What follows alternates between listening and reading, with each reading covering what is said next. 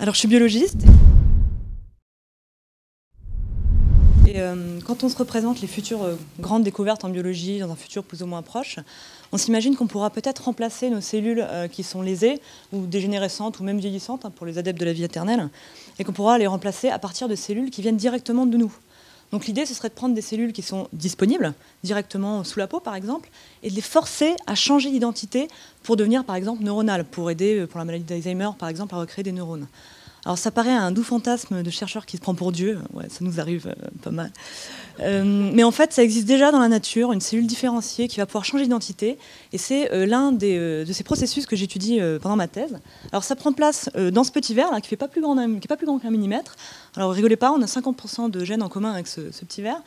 Et un phénomène absolument extraordinaire qui m'a captivé tout de suite, dans son rectum, il y a une cellule qui va avoir une crise identitaire de fou et qui va en avoir vraiment marre de sa condition rectale, avoir envie de devenir un neurone. Donc elle va sortir complètement du tube digestif, aller un peu plus loin et devenir un neurone parfaitement fonctionnel. Alors normalement, une cellule spécialisée, elle reste cantonnée dans son destin cellulaire jusqu'à sa mort. Donc là, c'est l'ascension sociale rêvée pour une cellule. Donc du coup, j'ai été super intéressée par ce sujet. Et ma thèse m'a permis de découvrir plusieurs gènes impliqués dans cette reprogrammation cellulaire. Alors certains gènes vont complètement empêcher cette cellule rectale de changer d'identité. Ils vont la retenir dans le rectum, un peu à l'instar d'un mauvais conseiller d'orientation qui vous dit « faites le même métier que vos parents, oubliez votre rêve de gloire, t'es né rectal, tu finiras rectal ». Et finalement, vous avez d'autres gènes qui sont, eux, ils vont promouvoir ce changement d'identité un peu à l'instar d'un prof un peu mentor qui veut dire faites une thèse.